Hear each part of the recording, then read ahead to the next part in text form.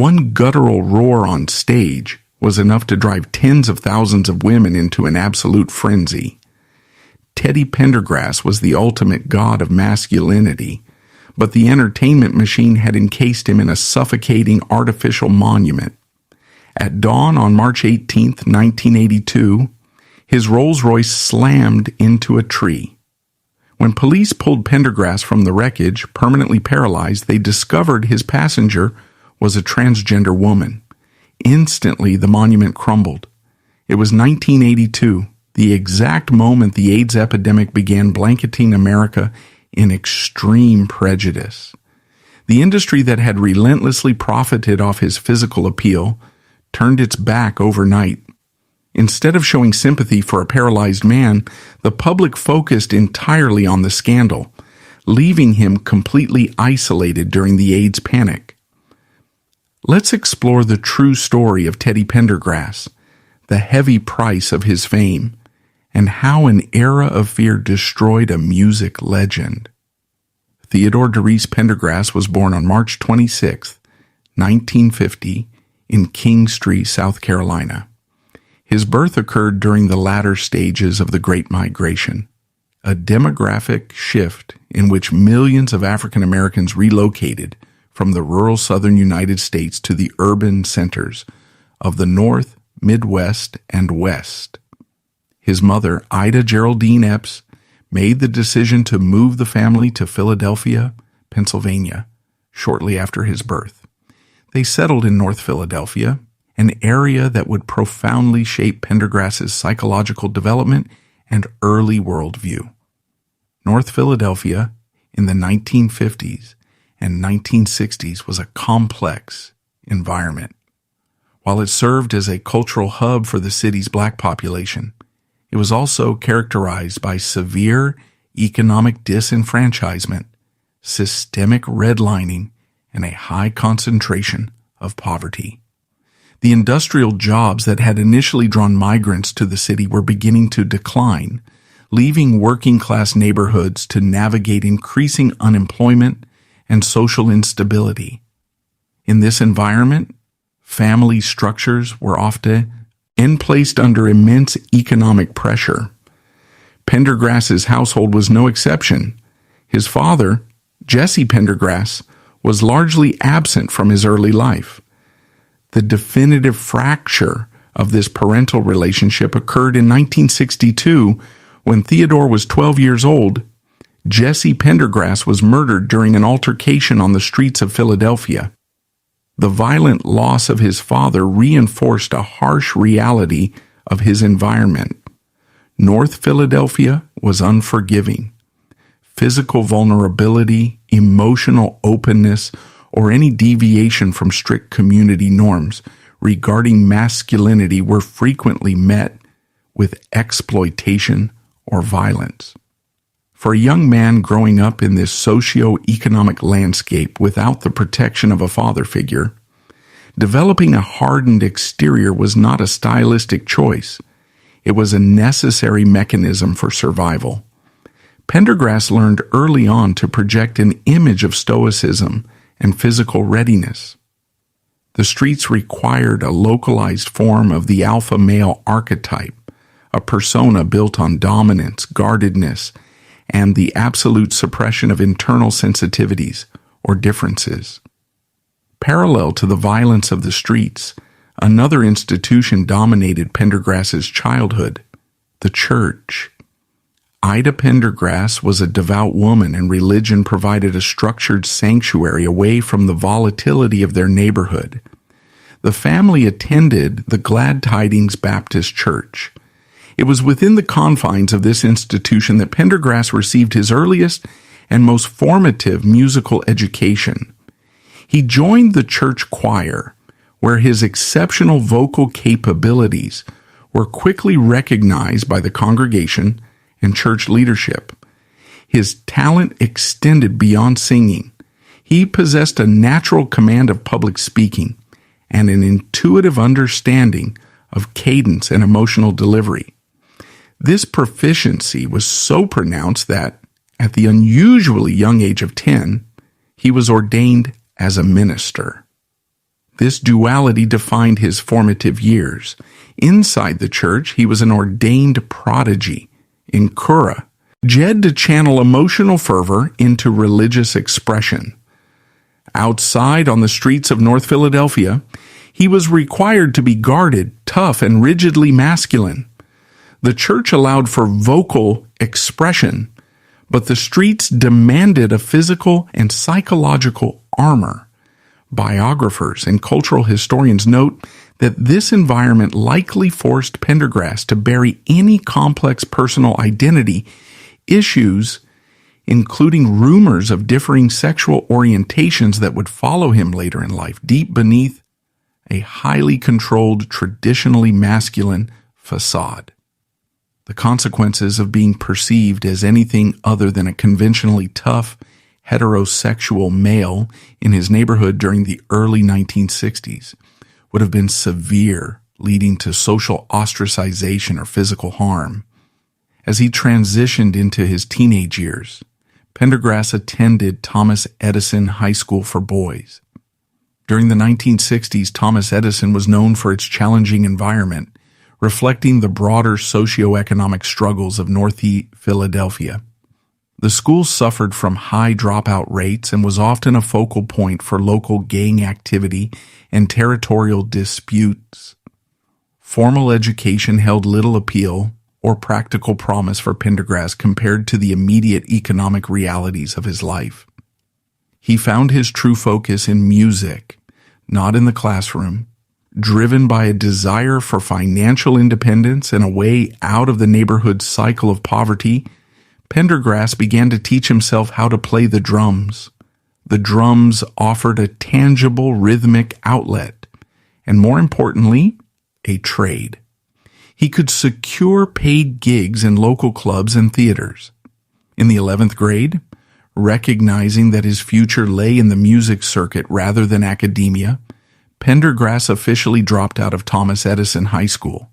Leaving school to work as a drummer marked his formal entry into the Philadelphia music scene. He was no longer just a church singer or a teenager navigating the streets. He was an active participant in a highly competitive working-class entertainment industry. Sitting behind the drum kit, he utilized the tough, streetwise persona he had cultivated in North Philadelphia. It protected him as he navigated the late-night club scenes, negotiated payments with club owners, and integrated himself into local R&B groups. The foundational layer of Theodore Pendergrass, the deeply guarded, hyper-masculine survivor from North Philly, was now firmly set, serving as the essential armor he would wear as he prepared to step into the grueling machinery of the professional music industry. The transition from a high school dropout navigating the streets of North Philadelphia to a working professional in the rhythm and blues circuit was neither glamorous nor immediate. In the late 1960s, the black entertainment industry was sustained by a grueling network of regional clubs, theaters, and touring routes informally known as the Chitlin Circuit. For a young musician like Theodore Pendergrass, this environment served as an intense, unsparing apprenticeship. It was a localized economy built on relentless touring, uncompromising club owners, and audiences who demanded absolute precision and high energy from the performers. It was here, within the dimly lit venues of Philadelphia, such as the Uptown Theater on North Broad Street, that Pendergrass began to internalize the operational mechanics of the music business.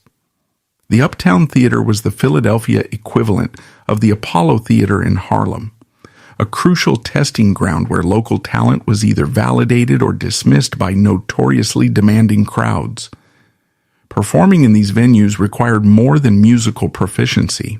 It required immense physical stamina and a thick skin. Pendergrass's initial entry into this professional sphere was not as a vocalist, but as a drummer.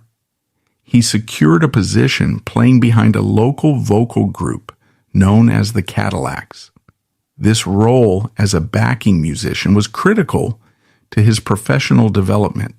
It placed him out of the direct spotlight, stripping away the immediate pressure of fronting a band and allowing him to function as an observer within the machinery of live entertainment. Sitting behind the drum kit, Pendergrass was afforded a unique strategic vantage point. The drummer is the engine of an R&B ensemble, responsible for maintaining the tempo and driving the energy of the performance, but they are largely invisible to the audience, whose attention is focused on the frontmen. From this elevated position at the back of the stage, Pendergrass studied the dynamics of performance. He observed how lead singers interacted with the crowd, noting which physical gestures elicited specific reactions. He watched the careful choreography, the timing of emotional peaks during a ballad, and the specific ways in which male artists engage with female audiences. More importantly, he observed the transactional nature of the music business. He witnessed the nightly negotiations with venue promoters, the strict hierarchy within musical groups, and the stark reality that talent was frequently subjugated by business acumen and commercial packaging. In 1970, a significant shift occurred when the Cadillacs merged with another established Philadelphia group, Harold Melvin and the Blue Notes. Harold Melvin was a seasoned veteran of the R&B circuit. He had been performing since the 1950s, and while he was not the primary lead vocalist of his group, he was its undisputed owner and manager. Melvin was a strict disciplinarian and an astute businessman who understood that longevity in the music industry relied on tight control over branding, finances, and personnel. Integrating into Melvin's organization provided Pendergrass with a masterclass in the realities of the music business. Melvin demanded absolute professionalism. Rehearsals were rigorous, and the presentation of the band, from their tailored suits to their synchronized choreography, was meticulously curated. Under Melvin's leadership, Pendergrass SS learned that a musical group was fundamentally a commercial enterprise. The product being sold was not just a song, but a cohesive, marketable image. Melvin controlled the group's finances and dictated their public presentation, reinforcing a lesson that Pendergrass had begun to learn in his youth. Survival required adapting to the rules set by those in power. In the context of Harold Melvin and the Blue Notes, adaptation meant conforming to the established archetype of the suave, highly polished R&B gentleman. During this period, the landscape of soul music was undergoing a significant transformation, heavily influenced by the emergence of Philadelphia International Records, EPIR, founded by producers Kenneth Gamble and Leon Huff. Gamble and Huff were pioneering the sound of Philadelphia, Philly soul, a subgenre characterized by lush orchestral arrangements, sweeping strings, driving percussion, and socially conscious or deeply romantic lyrics. The prevailing vocal style of the era, popularized by groups like the Stylistics and the Delphonics, relied heavily on smooth, high-register falsettos that conveyed vulnerability and a delicate emotional sensitivity. However, Gamble and Huff recognized that the lush orchestration of Philly soul required a contrasting vocal anchor to prevent the music from becoming too saccharine. They needed a voice that could cut through the dense instrumentation with raw power. During a tour in the Caribbean in 1970, Harold Melvin, recognizing the limitations of his current vocal lineup, made a crucial managerial decision. He moved his 20-year-old drummer from the back of the stage to the center microphone. When Pendergrass stepped up to sing lead, the contrast to the prevailing falsetto trend was immediate and striking. His voice was a heavy, raspy baritone, deeply rooted in the gospel traditions of his childhood church. It lacked the smooth refinement of his contemporaries, offering instead a gritty, visceral aggression. It was a voice that sounded weathered and experienced, conveying a demanding, forceful presence. This sonic shift fundamentally altered the trajectory of Harold Melvin and the Blue Notes. When the group signed with Philadelphia International Records, Gamble and Huff immediately capitalized on Pendergrass's distinct vocal texture. The resulting recordings, beginning with the 1972 release of I Miss You and culminating in massive crossover hits like If You Don't Know Me By Now, positioned the group at the forefront of the R&B charts. The success, however, initiated a new phase of psychological compartmentalization for Pendergrass. As his voice became the defining commercial asset of the group, the industry apparatus began to mold his public identity to match the raw, demanding nature of his vocals. The executives, promoters, and marketing departments within the R&B ecosystem recognized that Pendergrass's vocal delivery elicited a powerful, visceral response from audiences, particularly women. Consequently, the mandate was to lean heavily into an image of overt, unyielding masculinity. The silent grind of his early years, the careful observation from the drum kit, the adherence to Harold Melvin's strict operational rules had taught Pendergrass how to execute a role. Now the role required him to be the ultimate heterosexual romantic lead, projecting a dominance and a singular, uncomplicated virility. It was during these crucial transitional years, as the Blue Notes transitioned from working-class club acts to national television mainstays on programs like Soul Train, that the boundaries of Pendergrass's public confinement were drawn. Those within his professional periphery observed a man who was deeply committed to his craft, but increasingly protective of his private world. The rigid expectations of the early 1970s black entertainment industry left no room for ambiguity. Pendergrass understood the historical precedent. Artists who failed to maintain the specific image demanded by their demographic were swiftly marginalized. Therefore, the formative years spent learning the ropes of the industry equipped him with a profound, albeit sobering, understanding of commercial realities. He learned that the music industry did not purchase authenticity. It purchased a meticulously constructed illusion. As the spotlight intensified, isolating him at the front of the stage, Pendergrass accepted the unspoken terms of his employment. He would utilize the hardened exterior developed in North Philadelphia, combined with the theatrical disciplines learned on the Chitlin circuit, to build a fortress around his true identity. The voice that brought him fame would become the primary instrument used to sell a carefully mandated fantasy, setting the stage for a period of unprecedented commercial triumph and deepening internal isolation. The friction within Harold Melvin and the Blue Notes reached an untenable breaking point by the mid-1970s. Despite Theodore Pendergrass being the definitive voice and the primary visual focus of the group, Harold Melvin retained absolute control over the finances, the billing, and the management.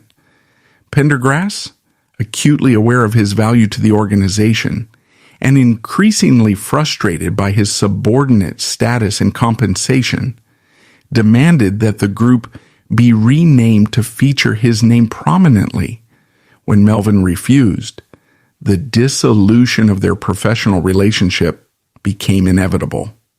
In 1976, Pendergrass made the decisive move to officially leave the group and launch a solo career. This transition marked the beginning of an unprecedented era of commercial dominance, but it also initiated the construction of a psychological cage from which he would be unable to escape. Remaining in Philadelphia, Pendergrass signed directly with Philadelphia International Records. Producers Kenneth Gamble and Leon Huff recognized that they possessed a generational talent, but they also understood that transitioning a lead singer from a successful ensemble into a standalone solo star required a massive, highly calculated promotional strategy.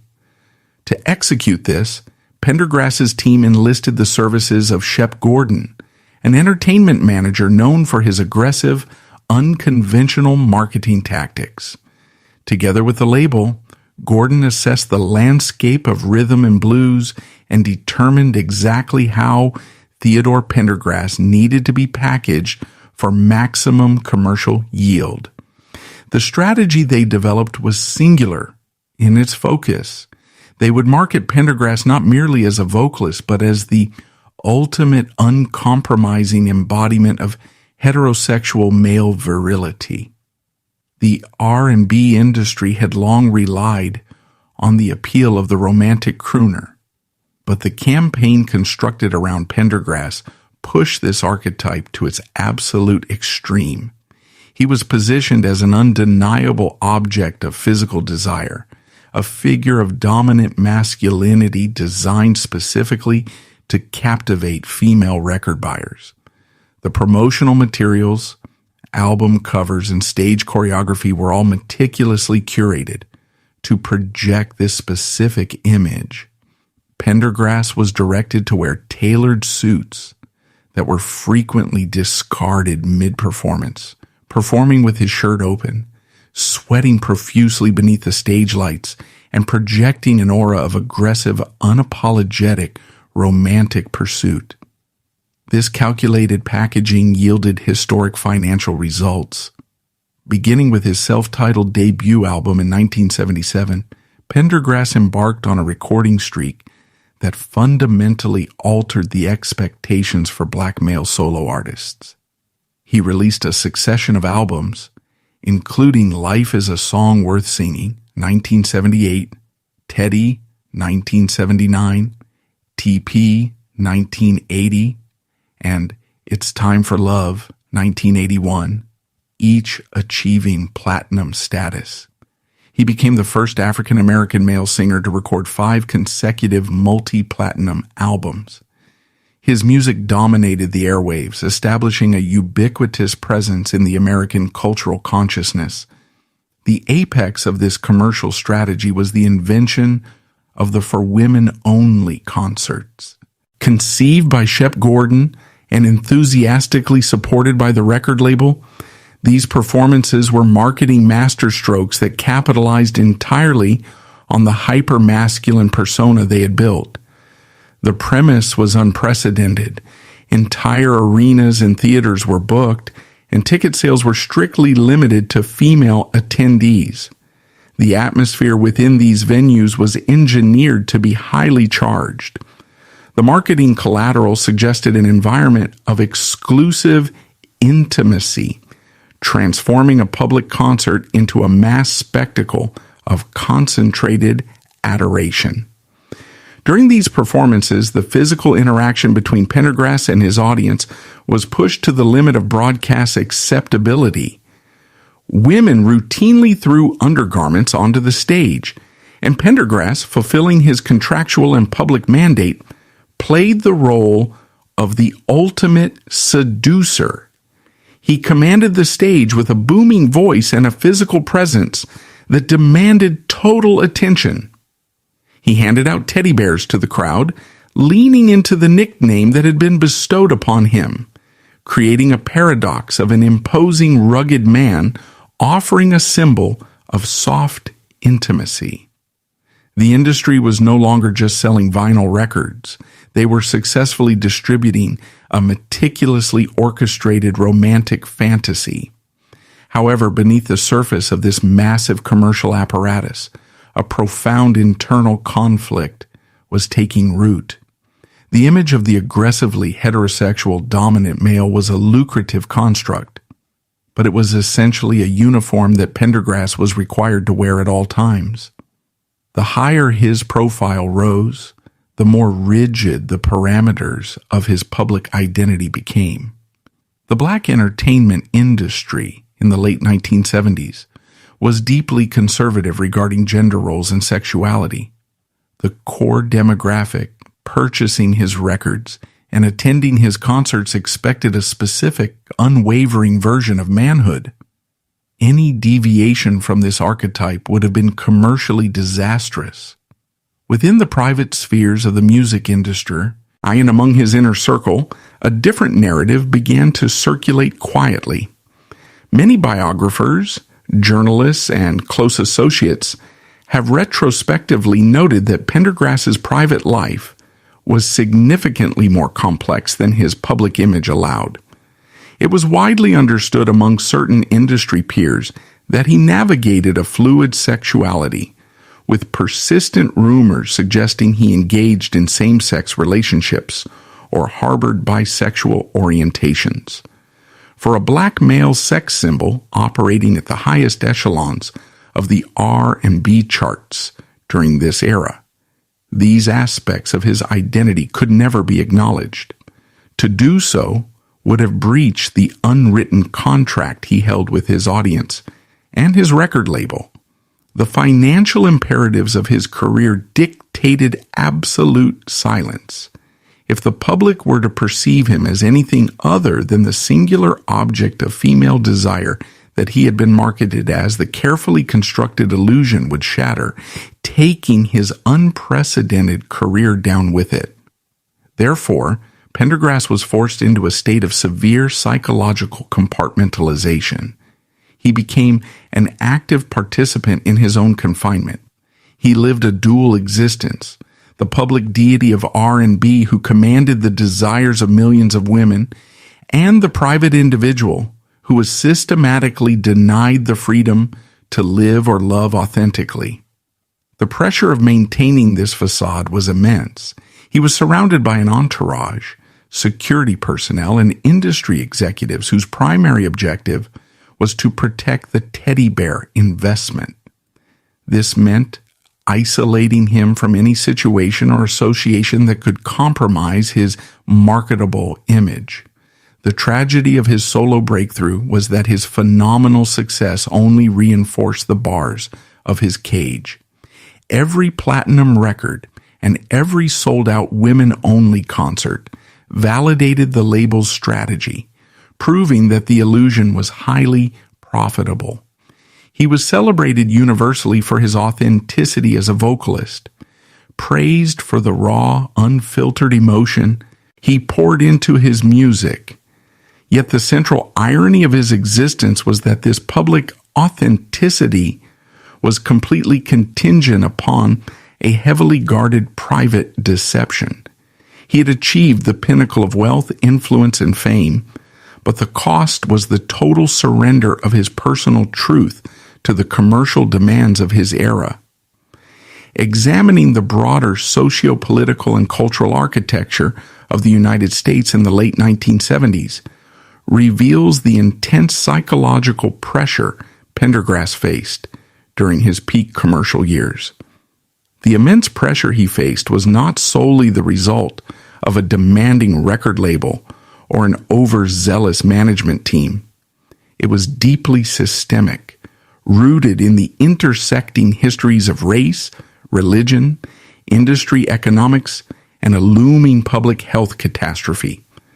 For a high-profile figure navigating the complexities of a hidden or fluid sexual identity, this era was not merely restrictive. It presented an existential threat.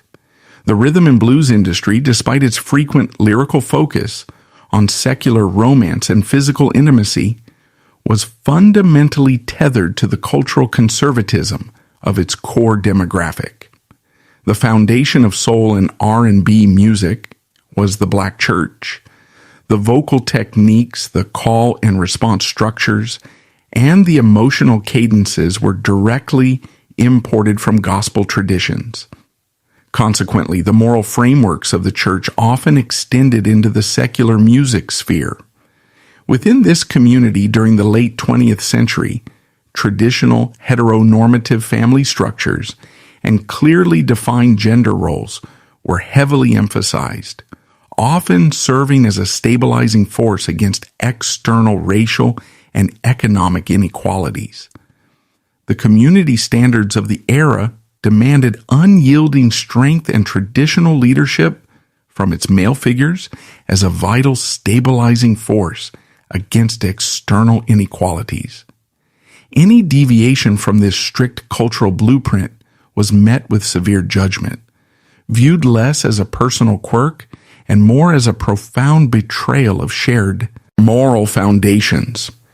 In the mainstream pop and rock arenas of the 1970s, artists like David Bowie, Elton John, and Mick Jagger were beginning to experiment with androgyny and gender fluidity, incorporating these elements into their public personas with varying degrees of commercial acceptance. However, this leniency did not extend to black male artists operating within the R&B sector. The marketing parameters for black entertainers were significantly narrower. While a white artist might be praised for theatrical gender bending, a black artist attempting the same faced immediate accusations of emasculation. The legacy of historical racial stereotypes meant that black masculinity in the public eye had to be constantly asserted and defended. For an artist like Pendergrass, whose entire commercial empire was built upon the foundation of being the ultimate undeniable alpha male, the racial and cultural expectations of his audience formed an impenetrable wall. There was no established blueprint for a black male R&B superstar to live openly outside of the heterosexual norm and retain his career. This cultural rigidity created the architecture of the glass closet within the entertainment industry.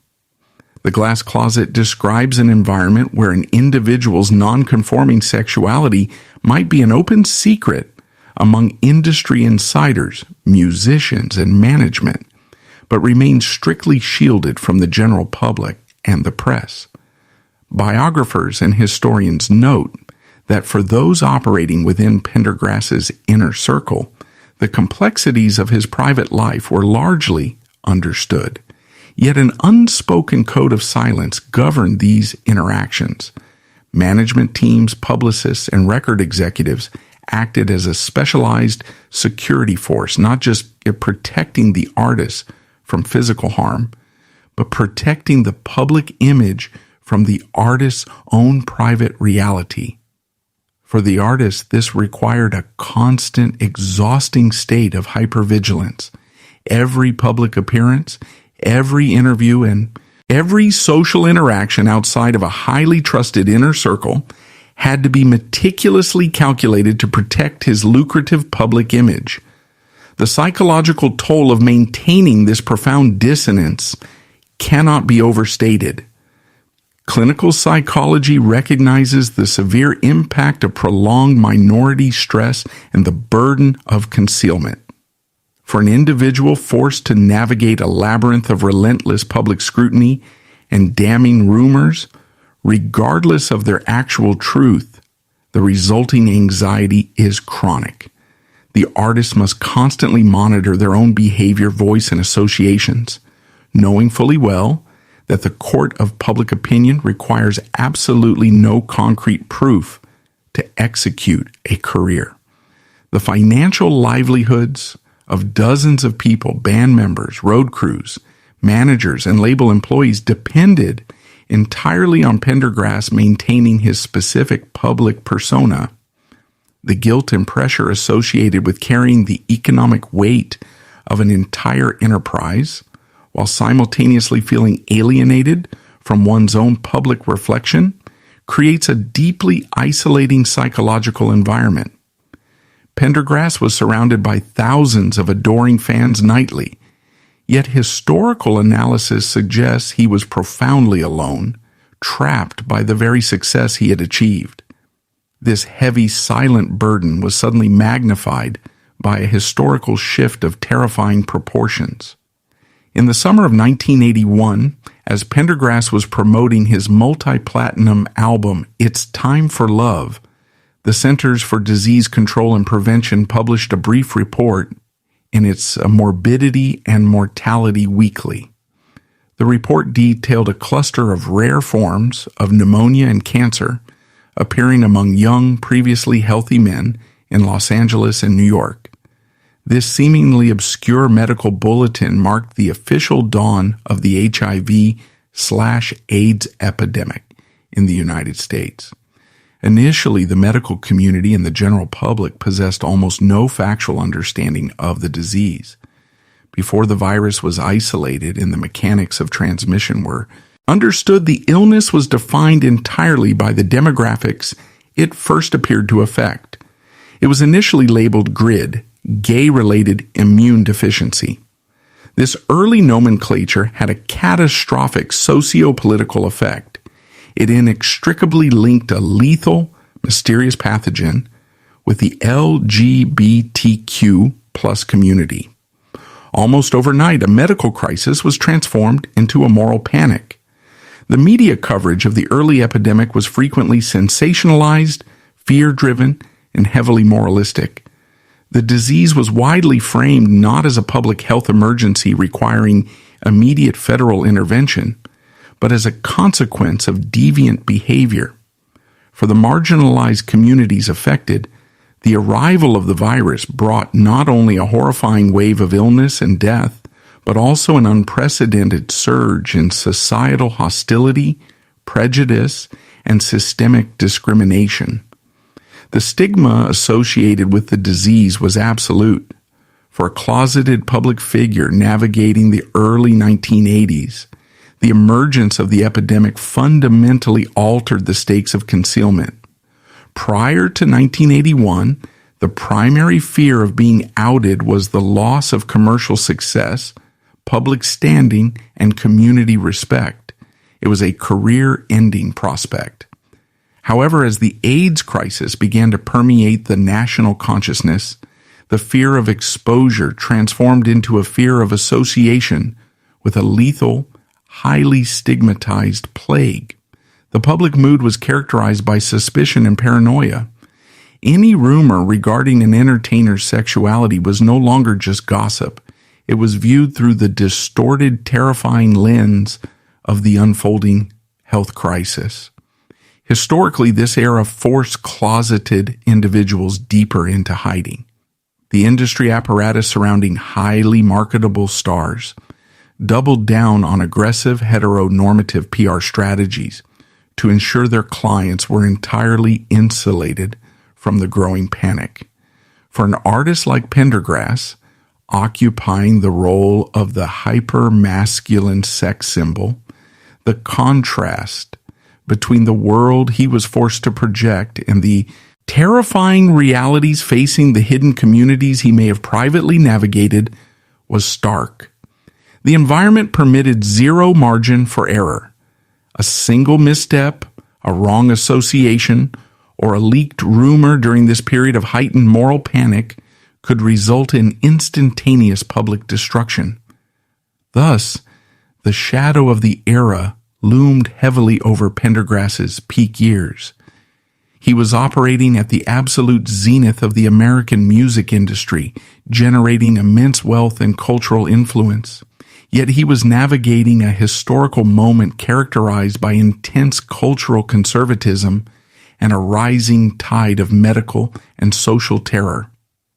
The stage, which should have been a platform for artistic liberation, was instead the focal point of his confinement. He was a man standing in the brightest spotlight imaginable, forced to perform a role with absolute conviction, knowing that the socio-political climate of the early 1980s would offer no mercy if the reality of his private world was ever brought into the light. The profound resonance of Theodore Pendergrass's music during his peak solo years requires listening beyond the polished orchestration and the explicit romantic narratives constructed by Philadelphia International Records. while the marketing department positioned his discography as the ultimate soundtrack for heterosexual seduction. A retrospective analysis by musicologists, cultural historians, and biographers suggests a far more complex reality. For an artist forced into a rigid public confinement, unable to express the full spectrum of his personal identity, the music itself evolved into a vital psychological outlet, suffocated by the relentless machinery of his own fame and the swirling rumors that threatened his empire. Pendergrass's recording sessions became a crucial space for raw emotional release. His most iconic ballads function less as simple romantic overtures and more as profound expressions of isolation, a desperate plea for sanctuary from a public that demanded a flawless one-dimensional titan broadcast out in the open to millions of listeners who heard exactly what they wanted to hear. The tradition of coded language in African American music is deeply historical, originating from the spirituals of the antebellum South, where songs of religious salvation often carried double meanings regarding physical escape and the Underground Railroad. In the secular blues and jazz of the mid-20th century, artists frequently utilized double entendres to discuss taboo subjects, ranging from racial oppression to illicit relationships under the guise of standard narrative tropes. In the late 1970s and early 1980s, Pendergrass adapted this historical mechanism for his own psychological survival. The code he utilized did not rely on clever wordplay. Rather, it was embedded in the thematic repetition of his repertoire, and most importantly, in the raw, agonizing texture of his vocal delivery. The physical environment of the recording studio, specifically the legendary Sigma Sound Studios in Philadelphia, offered a stark contrast to the terrifying exposure of the concert stage. On stage, Pendergrass was required to maintain the visual facade of the dominant alpha male, constantly monitored by audiences, management, and the press. The recording booth, however, was an isolation chamber. Behind the soundproof glass, wearing heavy headphones, the visual expectations of his persona were temporarily neutralized. In this enclosed space, working with producers Kenneth Gamble, Leon Huff, and Tom Bell, Pendergrass was permitted, and indeed encouraged, to tap into a well of deep, unfiltered emotion. The producers recognized that the commercial viability of his music depended entirely on the authenticity of the pain and passion in his voice. What they may not have fully realized was the exact source of that pain. The studio became the only authorized environment where Pendergrass could legally and safely lower his guard, channeling the immense press of his dual existence directly into the microphone. This dynamic is most evident in the lyrical themes that dominated his most successful records. The Pendergrass catalog is overwhelmingly preoccupied with the concepts of seclusion, the removal of external observation, and the creation of impenetrable private spaces. The 1978 multi-platinum hit Close the Door serves as a primary example of this phenomenon. On the surface, the song is a direct, assertive invitation for romantic intimacy.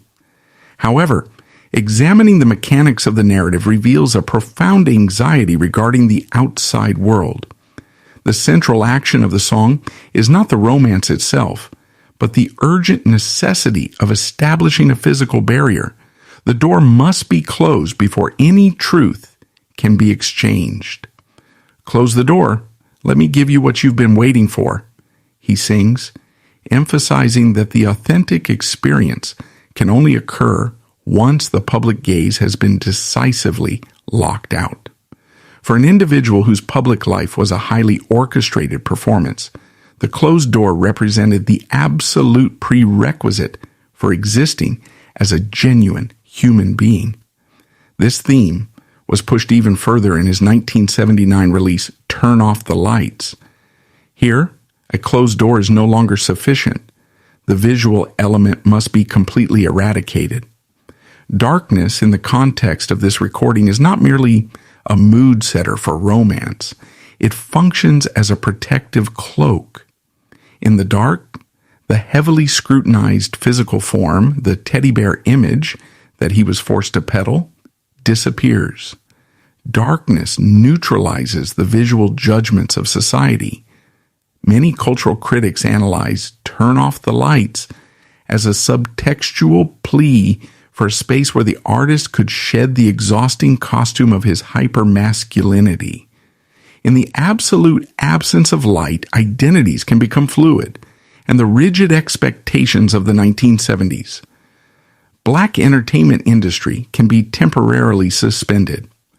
The vocal performance on this track is particularly telling. Pendergrass's voice shifts from a commanding bark to a desperate, guttural pleading. He's not merely asking for a romantic encounter. His delivery suggests a man begging for a momentary reprieve from the relentless glare of his own life. The juxtaposition between the musical production and the vocal delivery further highlights this dichotomy. Gamble and Huff enveloped Pendergrass in the signature sound of Philadelphia.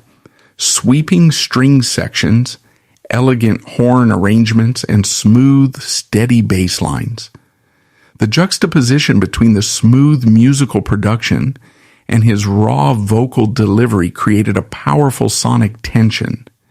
His jagged, forceful baritone battled against the elegant string sections, mirroring his internal conflict with the industry's rigid expectations. His baritone was jagged, forceful, and steeped in a gospel-rooted agony. This sonic tension, the beautiful conformist musical arrangement battling against a raw, non-conforming vocal desperation, mirrored the central conflict of his existence. He was a man experiencing profound internal turbulence, trapped within an industry that demanded he present a flawless, highly structured exterior. As his career progressed into the early 1980s, the thematic weight of his music began to reflect the escalating exhaustion of maintaining his double life. The 1980 track Love TKO marks a distinct shift in tone from his earlier, more assertive anthems. Written by Cecil Womack and Gip Noble, the song utilizes the metaphor of a boxing match to describe a debilitating emotional defeat. I think I'd better let it go. Looks like another love, TKO, the chorus laments. While marketed as a song about a failing romantic relationship, historians who analyze the timeline of Pendergrass's life suggest the track resonated with him on a much deeper, structural level. It articulated the spiritual fatigue of fighting a battle he could not win. The beating he references in the song can be interpreted as the daily, corrosive toll of living in the glass closet. Maintaining the illusion was a heavyweight fight against his own nature and the oppressive standards of society. The weary, almost defeated vocal delivery on Love TKO suggests an artist who is slowly being crushed under the weight of his own armor, acknowledging that the machinery of his public persona is consuming his private spirit. The ultimate tragic irony of this era was the manner in which the public consumed these coded confessions. The more pain, desperation, and isolation Pendergrass channeled into his vocal performances, the more the audiences, specifically the millions of women who attended his concerts and bought his records, responded with adoration. They interpreted his guttural pleas for sanctuary as the ultimate expression of devoted heterosexual passion. When he sang with agonizing intensity about needing to close the door and turn off the lights, the audience heard a man consumed by his desire for them. They did not hear a man consumed by his desire to simply hide. This disconnect created an inescapable feedback loop. The industry demanded he sell the alpha male fantasy. Pendergrass utilized his hidden emotional turmoil to fuel the performances required to sell that fantasy. The audience validated the performance, making him increasingly wealthy and famous, which in turn made the walls of his confinement thicker and the pressure to maintain the illusion even greater. He was rewarded with platinum records and Grammy nominations for successfully translating his private despair into a universally marketable product. For the artist at the center of this phenomenon, the psychological isolation must have been absolute. He was speaking a language of deep personal truth, utilizing the only medium available to him, but broadcasting it to an audience that was culturally unequipped and structurally forbidden from understanding the actual message. His music remains a permanent historical record of a man trying to communicate his humanity from inside a gilded cage. He sang beautifully and tragically about the basic human need for an authentic, safe connection, knowing that the very apparatus broadcasting his voice to the world was the same apparatus ensuring he could never truly experience it himself. By the winter of 1981, the immense psychological burden of maintaining a fractured identity had begun to manifest in profound physical ways for Theodore Pendergrass. The human nervous system is not equipped to sustain the chronic hypervigilance required to live a deeply closeted existence while simultaneously occupying the center of global pop culture. Historical accounts from his touring personnel and management team during this period describe a man who was increasingly isolated and exhibiting signs of severe exhaustion. The relentless cycle of recording, promoting, and executing high-energy, physically demanding arena tours took a visible toll. There were noted fluctuations in his weight and an increasing reliance on the protective barrier of his entourage to shield him from the relentless demands of the public and the press. The architecture of his confinement, built upon the foundation of his hypermasculine commercial image, was slowly eroding his physical and mental fortitude.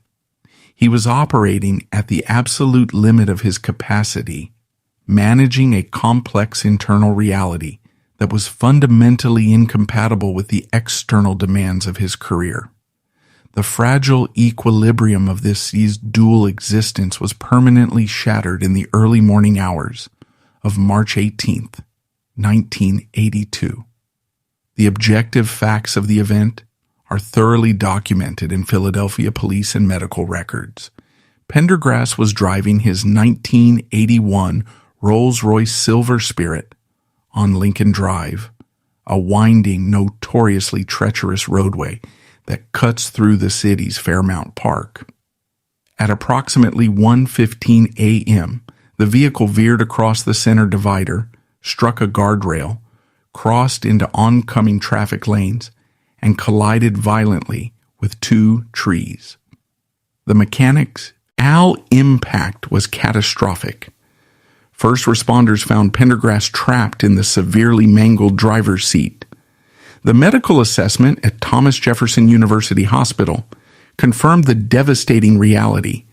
The crash had dislocated and fractured the 5th and 6th cervical vertebrae in his neck, severely compressing his spinal cord. At the age of 31, at the absolute zenith of his commercial power, Theodore Pendergrass was paralyzed from the chest down. He would never walk again, and he suffered partial paralysis in his arms and hands. The physical instrument that had powered his aggressive stage performances was permanently altered. However, the medical tragedy of the spinal cord injury was immediately compounded by a secondary, equally destructive event. When the initial police reports were filed and released to the press, the identity of the passenger in the vehicle was revealed. The individual in the passenger seat who survived the crash with relatively minor injuries was Tanika Watson. Watson was a transgender woman and a known performer in the local Philadelphia nightclub circuit. In the span of a few hours, the meticulously constructed multi-million-dollar marketing strategy executed by Philadelphia International Records was completely dismantled. The revelation of Watson's presence in the vehicle breached the airtight seal of Pendergrass's private life. For a public conditioned to view him exclusively as the ultimate uncomplicated archetype of heterosexual dominance, the cognitive dissonance was severe. The carefully curated illusion of the teddy bear who catered exclusively to the desires of women in packed arenas was instantly shattered. Even though Watson later publicly clarified that she was merely offered a ride home and no sexual encounter occurred, the objective facts were entirely irrelevant to the frenzy that followed. The media environment and the intense prejudices of the era transformed a catastrophic car accident into a definitive career, ending moral judgment, turning unsubstantiated rumors into an unshakable public verdict. The media environment of 1982 handled this revelation with characteristic hostility. The press coverage was immediate, sensationalist, and deeply rooted in the transphobia and homophobia of the era. The narrative shifted instantly from a somber report on a tragic accident involving a beloved entertainer to a relentless tabloid investigation into his private life. The accident occurred precisely as the initial wave of the HIV/AIDS epidemic was beginning to permeate the national consciousness, creating an atmosphere of intense paranoia and moral panic regarding non-traditional sexuality. Consequently, Pendergrass was not afforded the public empathy typically reserved for victims of catastrophic physical trauma. Instead, he became a target for intense public scrutiny and malicious speculation. The cultural backlash was swift and unforgiving. Elements of his fan base expressed feelings of betrayal, unable to reconcile the man they had idolized with the reality that was unfolding in the press. The rigid expectations of black masculinity that had defined his career now functioned as the mechanism of his public chastisement. He was mocked, his legacy was suddenly treated as a punchline, and the dignity he had fought to maintain was systematically eroded by a media apparatus that found his exposure far more lucrative than his music. While Pendergrass lay in a hospital bed facing the profound psychological devastation of permanent paralysis, clinical depression, and the public unraveling of his life, the music industry apparatus that surrounded him demonstrated a stark lack of institutional empathy. The commercial machinery did not halt. The executives and management teams recognized that while the image of the dominant alpha male was destroyed, the scandal itself had generated a dark, intense wave of public curiosity. The financial imperatives of the industry dictated that this new, tragic narrative could still be monetized. Before he had fully completed his physical rehabilitation, and while still grappling with suicidal ideation resulting from his sudden disability and public humiliation, Pendergrass was subjected to immense pressure to return to work. The industry demanded a product. The physical reality of singing as a quadriplegic presented massive biological hurdles. The power of his signature baritone had relied heavily on deep diaphragmatic control and the physical exertion of his entire body. Paralyzed from the chest down, he no longer had the necessary abdominal muscle function to push air through his vocal cords with the same force. Despite these profound physical limitations, he was transported back into the recording booth. The resulting album, Love Language, released in 1984 under Elektra Records, was a grueling undertaking. The recording sessions were arduous, requiring him to learn entirely new methods of drawing breath and utilizing different chest and throat muscles to approximate the vocal power he had once effortlessly commanded.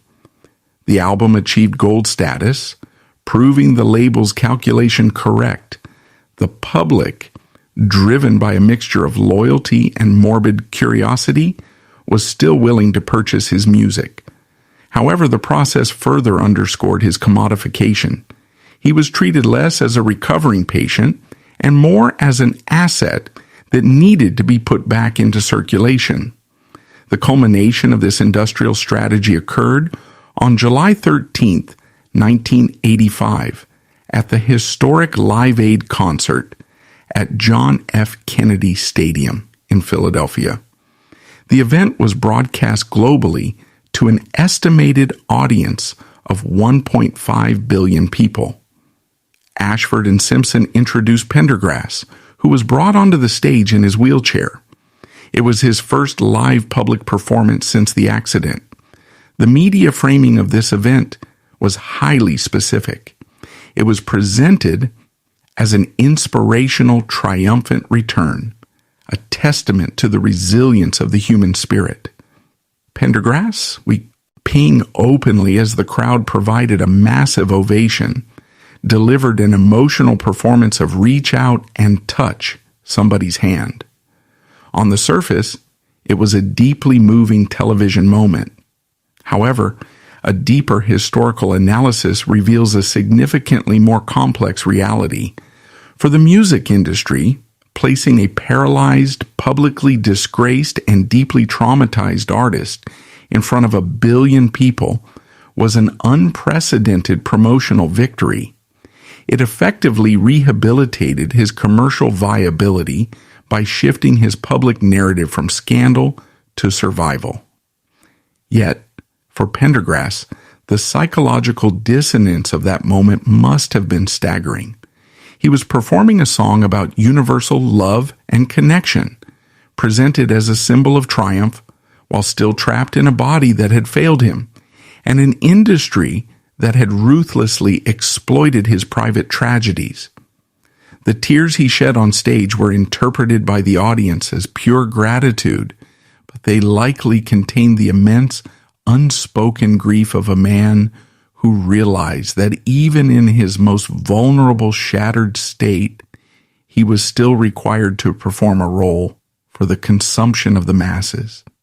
He had survived the physical crash, but the machinery of his profession ensured that the performance and the confinement would continue. In the years following his highly publicized return at Live Aid, Theodore Pendergrass entered a distinct and complex phase of his career. The late 1980s and the 1990s presented a vastly different musical landscape. The rhythm and blues genre was rapidly evolving, integrating the aggressive, mechanized production of New Jack Swing and the emerging dominance of hip-hop.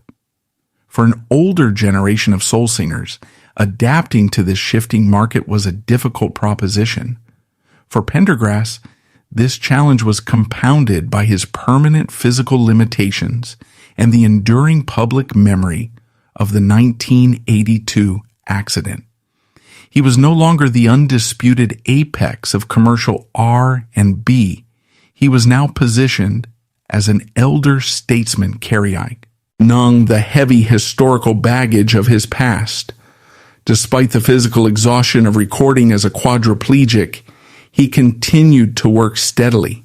He released albums such as Joy, 1988, which reached the top of the R&B charts and earned a Grammy nomination, and Truly Blessed, 1990. These records demonstrated that his vocal technique, while altered and requiring immense physical exertion to execute, retained its fundamental emotional resonance. However, the marketing strategy surrounding these releases underwent a necessary transformation. The industry could no longer package him as the physically dominant, aggressively physical sex symbol of the 1970s. Instead, he was marketed as a figure of quiet resilience and mature romanticism. Yet, the core psychological boundaries of his public life remained firmly in place. The cultural climate of the 1990s, particularly within the mainstream black entertainment sector, still offered very little space for open discussions regarding non-conforming sexualities or the realities of the LGBTQ plus experience. The stigma established during the early years of the AIDS epidemic persisted. Consequently, Pendergrass maintained a strict adherence to his established public narrative. When he published his autobiography, Truly Blessed, in 1998, he utilized the text to frame his life as a story of spiritual redemption and physical survival. The book addressed the 1982 car crash and the presence of Tanika Watson, but it did so strictly within the parameters of a defensive, heteronormative framework. He maintained that Watson's presence was a brief, misunderstood encounter, actively reinforcing the boundaries of his traditional public image. For an individual who had spent decades surviving within a highly conservative industry, the autobiography served not as a platform for total unmasking, but as a final permanent fortification of the persona he had been required to build. During this period, Pendergrass also sought to diversify his professional output away from the pressures of mainstream pop charts. In 1996, he joined the touring production of the gospel musical Your Arms Too Short to Box with God. This return to his gospel roots represented a significant conceptual shift. The theater provided a structured ensemble environment that contrasted sharply with the isolating pressure of his solo arena tours.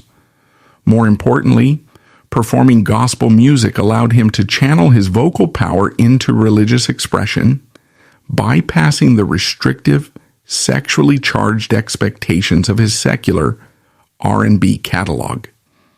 It was a partial return to the sanctuary of his childhood church, a space where the focus was placed on spiritual delivery rather than the commodification of physical desire. Simultaneously, Pendergrass began to build an authentic legacy independent of the music industry's machinery. Recognizing the severe lack of resources and advocacy for individuals suffering from catastrophic physical trauma, he founded the Teddy Pendergrass Alliance.